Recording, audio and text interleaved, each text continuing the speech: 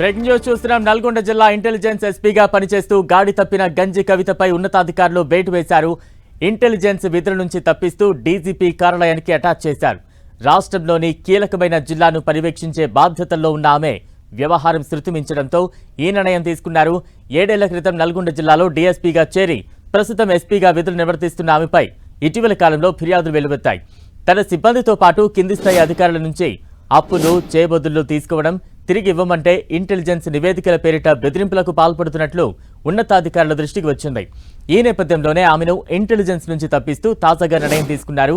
Intelligence విభాగంలో ఒక SP స్థాయి అధికారినిపై అవినీతి ఆరోపణలు రావడంతో పోలీసులు విస్మయం చెందుతున్నారు. పోలీసు ఉన్నతాధికారుల విచారణలో విస్తుపోయే నిజాలు వెలుగు చూస్తున్నట్టు తెలుస్తోంది. రేషన్ గుట్కా మాఫియా నుంచి అక్రమ వసూళ్లకు పాల్పడినట్లు సమాచారం. కవిత అక్రమాల్లో ఎస్ఐ, 3 కానిస్టేబుల్, హెడ్ కానిస్టేబుల్ భాగస్వామ్యం కూడా ఉన్నట్టు తెలుస్తోంది.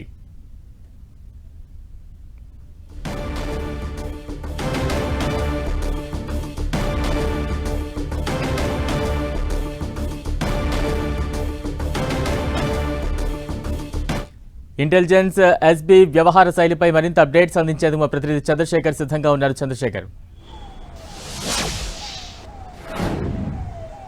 బలరాం, నల్గొండ సూర్యాపేట జిల్లాల ఇంటెలిజెన్స్ ఎస్పీ గంజి కవితపై ఈ ఉన్నతాధికారులు వేటు వేసినట్టు తెలుస్తా ఉంది. ఇటు డీజీ కార్యాలయానికి అటాచ్ చేస్తూ ఆదేశాలు జారీ చేశారు. అయితే దాదాపు 7 ఏళ్లుగా సుదీర్ఘ కాలం ఇక్కడ జిల్లాలో గంజి కవిత పనిచేస్తా ఉన్నారు. డీఎస్పీగా వచ్చిన కాడి నుంచి ప్రస్తుతం ఎస్పీ హోదా ప్రమోషన్ వచ్చేంత వరకు కూడా ఎస్పీగా ప్రస్తుతం కొనసాగుతా ఉన్నారు. ఇటు 2 జిల్లాలకు సంబంధించి ఇక్కడ ఇంటెలిజెన్స్ విభాగం అధిపతిగా ఉన్న నేపథ్యంలో ఆమె గత 7 ఏళ్లుగా ఇక్కడ చేసినటువంటి చాలా ఆరోపణలు ఎదుర్కొన్న పరిస్థితి ఉంది. అయితే ఇప్పటి వరకు ఉన్నటువంటి ఆరోపణలు అంటే వచ్చిన ఆరోపణలు కేవలం పై ఇతరత్ర అంటే ఇటు రేషన్ బియ్యం కావచ్చు, గుట్కా కావచ్చు, పలు అక్రమ వ్యవహారాల్లో లావాదేవీలు నిర్వహించినట్లు ఆరోపణలు వచ్చినప్పటికీ గత కొంతకాలంగా సొంత డిపార్ట్మెంట్ నుంచి కూడా బలవంతంగా బెదిరించి కూడా వసూలు చేసినట్లు ఆరోపణలు వచ్చిన పరిస్థితి ఉంది. ఈ నేపథ్యంలో దాదాపు 9 పేజీల లేఖ ఇటు ఉన్నతాధికారులకు ఇంటెలిజెన్స్ విభాగం కింద పనిచేస్తున్నటువంటి సిబ్బంది లేఖ రాయడం జరిగింది. ఈ లేఖ నేపథ్యంలో అదేవిధంగా ఒక అంటే రాజకీయానికి సంబంధించిన అధికార పార్టీ నాయకుడు కూడా ఈ అంటే అతను తెచ్చినటువంటి ఒక పోస్టింగ్ కి సంబంధించిన ఎస్ఐకి సంబంధించి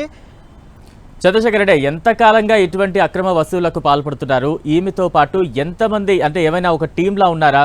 ఉంటే ఎంతమంది ఉన్నారు? దీనికి సంబంధించి ఏమైనా అప్డేట్స్ ఉన్నాయా?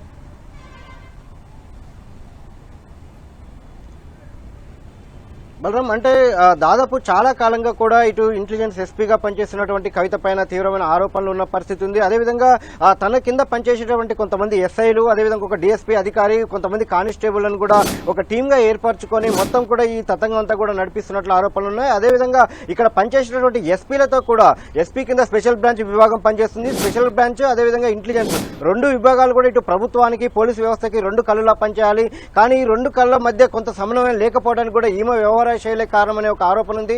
తాజాగా పీడీఎస్ అక్రమ రవాణా పైన ఉమ్మడి జిల్లాలో 11 మంది పోలీస్ సిబ్బంది పైన ఆరోపణలు రావడంతో ఐజీ సత్యనారాయణ నేరుగా వచ్చి స్వయంగా దర్యాప్తు చేసిన పరిస్థితి ఉంది. ఈ నేపథ్యంలో ఇక్కడ ఉన్నటువంటి స్పెషల్ బ్రాంచ్ సూర్యాపేట, నల్గొండ ఉన్నటువంటి స్పెషల్ బ్రాంచ్ ఇచ్చినటువంటి నివేదికకి, అదేవిధంగా ఇంటెలిజెన్స్ నుంచి వచ్చినటువంటి నివేదికకి మధ్య పొంతన లేకపోవడంతో ఉన్నతాధికారులు ఆశ్చర్యపోయి అసలు ఏం జరుగుతుంది జిల్లాలో అని చెప్పి కూడా పెద్ద స్థాయిలో ఇంటెలిజెన్స్ అయితే రాష్ట్ర స్థాయిలో ఇంటెలిజెన్స్ విభాగం అంతా కూడా దీనిపైన గత 15 రోజులుగా ఈమె అక్రమాల పైన ఆరా తీస్తున్నట్టు తెలుస్తా ఉంది. ప్రధానంగా ఇక్కడ ఉన్నటువంటి ప్రతి అంశంలో కూడా ఇటు కింద పనిచేస్తున్నటువంటి సిబ్బందిని కూడా రిపోర్ట్ల పేరుతో బెదిరించి కూడా ఒక రేటు పెట్టి వసూలు చేసినట్టు కూడా ఆరోపణలు వచ్చాయి. అదేవిధంగా తాజాగా అంటే కొన్ని రోజుల క్రితం నాగర్ కర్నూలు జిల్లా మనూరు వద్ద ఒక హోటల్ నిర్మాణం చేయడం, ఆ హోటల్ నిర్మాణానికి మొత్తం కూడా ఇక్కడి నుంచే నిధులు సమకూర్చడం, దాంతోపాటు ఇప్పుడు హోటల్ నిర్వహణకు కూడా రోజువారీ మెటీరియల్ కూడా ఇక్కడి నుంచే బెదిరించి తీసుకెళ్తున్నట్టు కూడా ఆరోపణలు వస్తున్న నేపథ్యంలో దీనిపైన ఉన్నతాధికారులు ఇప్పటికే సమగ్ర నివేదిక తయారు చేసినట్టు తెలుస్తా ఉంది. ప్రస్తుతానికైతే డీజీ కార్యాలయానికి అటాచ్ చేశారు. మరికొద్ది రోజుల్లోనే పూర్తి సమగ్ర నివేదిక అందిన తర్వాత